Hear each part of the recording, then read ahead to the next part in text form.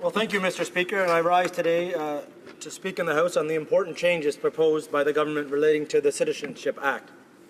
These changes will go a long way to encourage immigrants to take the path to full membership and permanent belonging in Canadian society. By obtaining Canadian citizenship more quickly, we are ensuring the best transition possible for newcomers into Canada. Immigrants who become Canadian citizens tend to achieve more economic success that is good for all Canadians.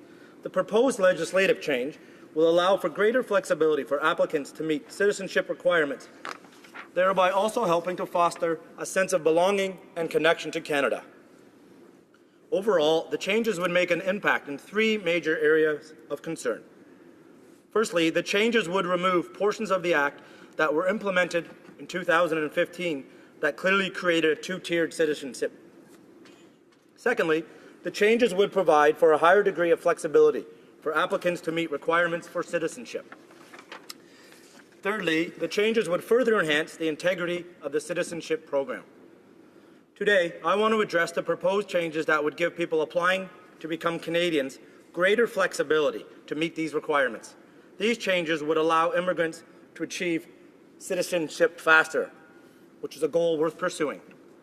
The rationale behind the proposed changes lies in the government's goal to encourage immigrants to more fully integrate into Canadian society and to help them build successful lives in Canada.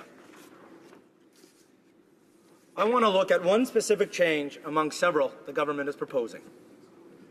It concerns the ability of prospective citizens to count the time they spend in Canada before they become permanent residents towards meeting the citizenship requirements. In the legislation that received royal assent in 2014, this ability was removed. Our government simply wants to restore it.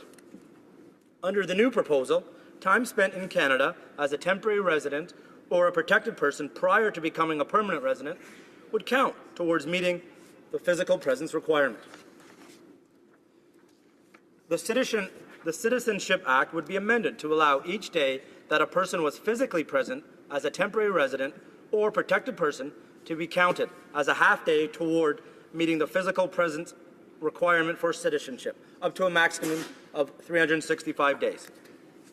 Moreover, every day that a person was physically present in Canada as a permanent resident will count as 1 day of physical presence for citizenship.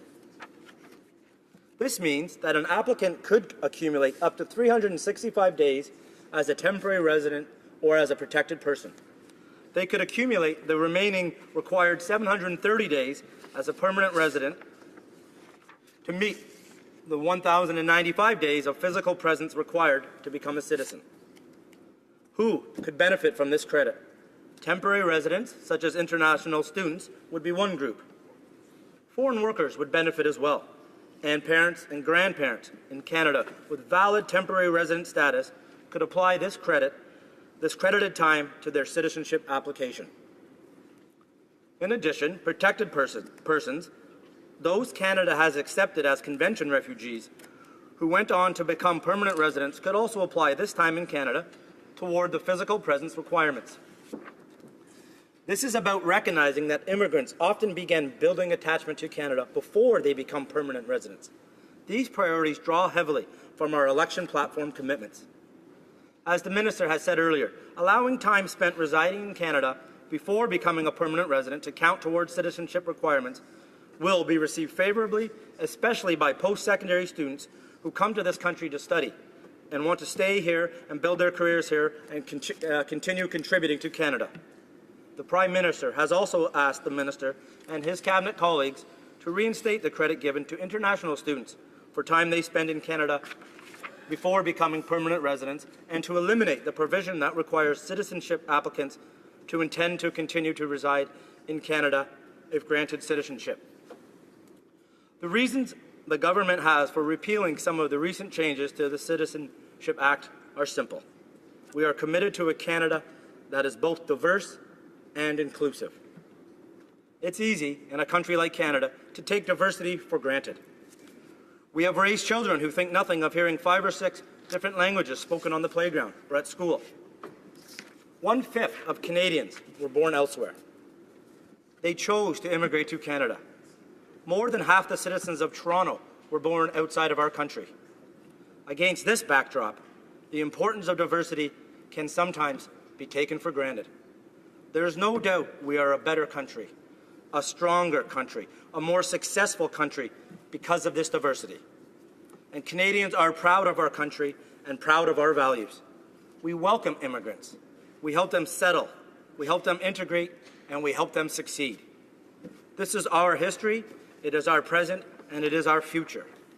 We encourage all immigrants to take the path to full membership in Canadian society.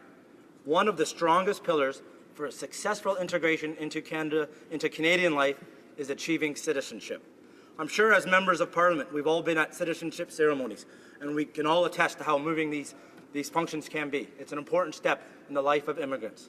The success of our immigrants is our success as a strong and united country.